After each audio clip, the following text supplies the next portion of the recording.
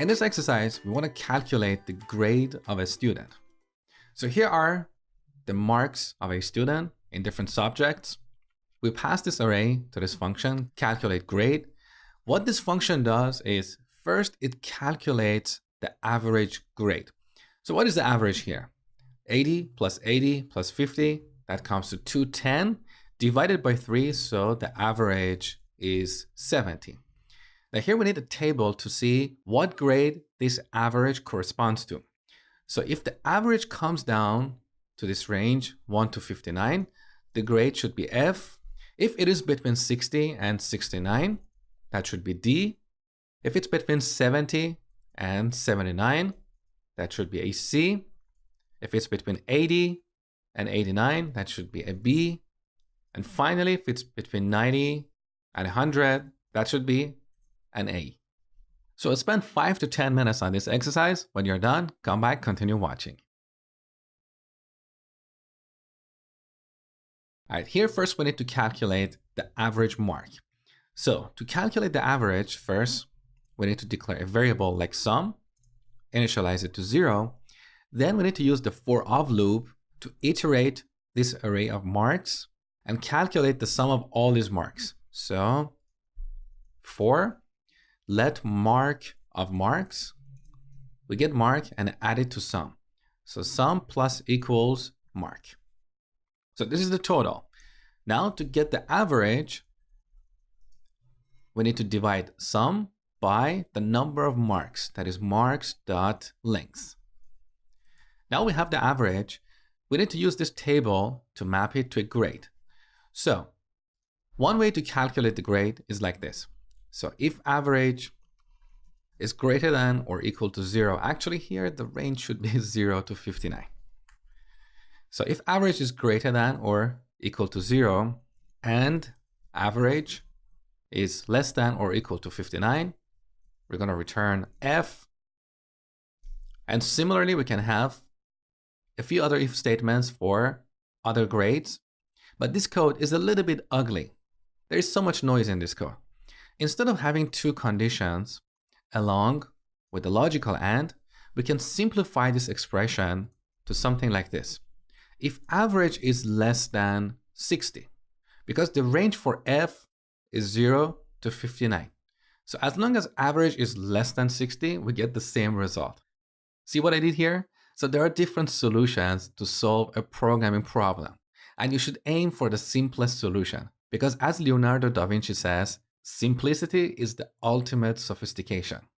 So using this pattern, I'm going to calculate the other grades. So if average is less than 70, return D. Because if we get to this point, that means average is at least 60 or higher. Now I'm just checking the upper limit. So the upper limit should be 69. So if the average is between 60 and 69, we return D. Similarly, if the average is less than 80, we'll return C. If average is less than 90, we'll return B.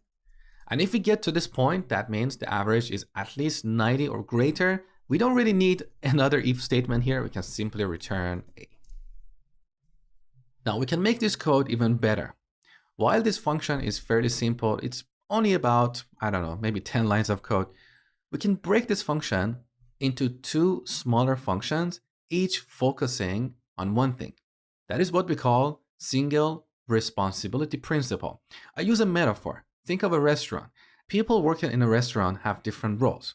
So the chef is in the kitchen, responsible for cooking. The chef doesn't come out and take orders. So he or she is responsible only for one thing. The same goes for the manager. The manager is responsible only for one thing, managing the restaurant at a high level. We have the same concept in programming.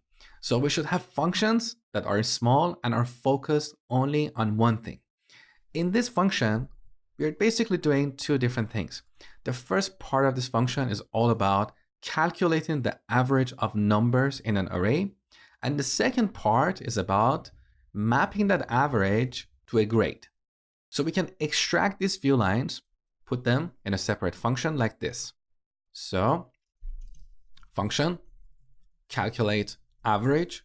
We give it an array. This array can be anything. It can be an array of marks, or it can be an array of temperatures, anything. We can reuse this function in the future whenever we need to calculate the average of a bunch of numbers. Now, I'm going to get all this code, cut it, put it here. Now here we need to rename a couple of variables. Here we're working with marks, but the parameter of this function is called array. So put the cursor here, press F2, and rename this to array. Also, we need to rename our loop variable from mark to value. So now we have a generic function. It's not tied to marks. It can be reused in different situations.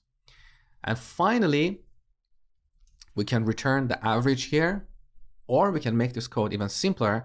So instead of storing the average in a variable and then returning it, we can simply return the result of this expression. So return sum divided by array.length. See? And finally, we can reuse this function here. So we declare a constant, average, and set it to calculate average of marks. With this change, now we have two very simple functions. Each function is responsible only for one thing.